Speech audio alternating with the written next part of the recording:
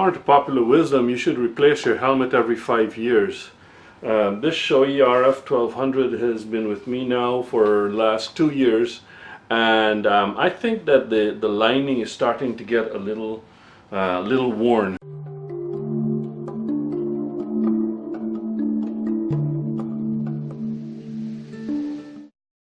I've had the lining out many times to change my motor vlogging setup, my speakers, my microphones and all of that kind of stuff, and so it's kind of a little bit worn right now. So what I'm going to do today is I'm going to take out the liners and replace them with some new liners. I'm going to put the links in the description below as to what the part numbers and stuff are, so that you can buy them if you want them, if you've got this kind of helmet. And we'll see how easy it is to change them. It's not very hard. Basically, you just unsnap the liners and then you put the new ones back in. And what I intend to do is to keep these old ones as a spare. So I'm going to wash them. I've already washed them a few times before. You can always take them out and wash them, dry them, and then put them back in. So that's not a problem. You can see, you probably can't see it in the video, but this part of the fabric is getting a little fuzzy, so I'm going to change that. And then there's a little bit scuff marks down here and here. I had a gift certificate for RevZilla, and I spent it on some new liners, so we'll go ahead and change those out now. First thing to do is to take off the visor, and that's fairly easily done on these Shoeis. You just flip it up, and then this little thing here, you just push that down and pop it off like that. You do it on both sides and you take the visor off. That's the easiest way to do it. Get the visor out of the way, especially since I've got a transitions visor. I don't want to mess with that. That thing is extremely expensive. Right now I think they're going for about $200. So you don't want to scratch that, mess with it, or whatever. So I get that off. Anytime I'm working on the helmet, I get that off, put it out of the way. And then we start pulling this apart. Helps to have a helmet ring when you're doing this, but I don't, so we're going to be just using my cushion. First thing to do is to take the chin guard off. So you just pull up like that. I think it's a chin curtain actually, not a chin guard. So you take that off and you work it out. Toss that aside, and then you just start pulling these things apart. So inside there's a clip or one of those snaps that you have to undo on the inside right here, and then there's another snap on the inside of the top. If you've got one of these helmets, it should come with instructions how to do that. You take the snaps off, and then you work this out like that, and you've got the piece out. Do the same thing on the other side. You can see I've got here a microphone for my GoPro. You undo the snaps, pull from the front here. You pull this up and gently wiggle it out, right? And at the back of this, there's a kind of a slotted, I guess, just a slotted connection here, and that goes in and it affixes to a pivot, a pin here. So when you're putting it back in, you just have to find that pin and just slip that in, and then rotate this cushion down into the side of the helmet. So we've got that out. That's the easy part. Then the center part of the helmet liner, you have to undo two snaps here, one there and one there. So there's two snaps there, and then you have to pull this out. Now the most difficult part of pulling this out is to undo the brow. It just fits in here, so you just got to play with it for a while and jiggle it about and pull it out. So I don't know how well this is going to come up on the video, but you've got to, like that. And then there you have it. The whole center liner's out.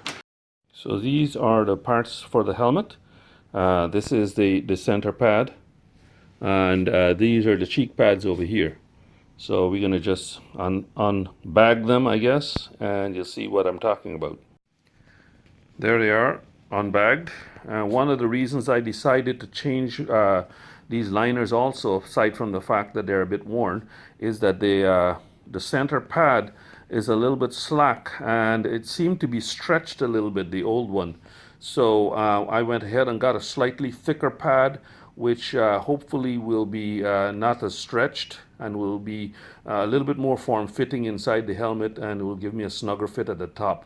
The cheek pads, the old cheek pads, are in still good condition. They're still tight.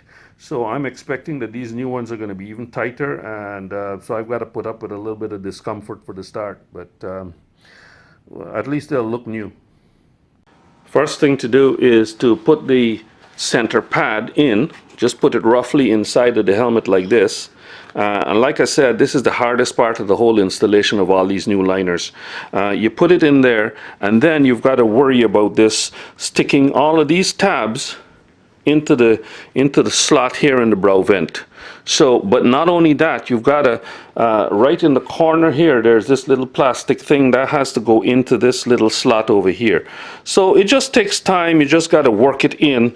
It's quite pliable and flexible, so just work it in and you get that done. Once you get that done, then it's just a matter of snapping these two snaps in, making sure, of course, all your wires, if you've got a vlogging helmet, that all your wires are okay, and then you're good to go. So I'm going to go ahead and do that. I'm going to go ahead and do this here and then show you how it looks afterwards. As you can see, everything is back together again. As I expected, the hardest part to put back was this. When I say hard, I don't mean it's really hard to do. It's just that the cheek pads are so easy to just slip in and slide in between the side of the helmet and the inner liner, that by comparison this is hard to do. But what you do is you start at one end, like here, and then you just tuck in that corner piece that I was talking about here, and then you just work your way over to the other side, slipping in the little tabs into the little slots that fit all the way along here, back to the other side, and then you just tuck it in here. Use your fingernail to make sure that all of the edges are fitting perfectly, and that's how it looks. It looks like that. I think that the inside of the helmet is tighter. It's not stretched like the old one, which is good. And I've got the two new cheek pads in, so that looks nice here. The thing is, when you put it down like on the floor or on the ground or anything like that, this kind of gets scuffed up. So you gotta, just be mindful of that. This part here still looks grungy. I've got this little plug here that's stuck back in here, so that's why that looks kind of like uneven to this side here, but that's the way it is. It's just got to stay there. I'm probably going to get some kind of cleaner or the other here and just try and clean that up, but that's how it is. So now it's just to put the visor back on, and this job is done. So that's essentially how to refresh your helmet. This helmet is almost half of its usable life.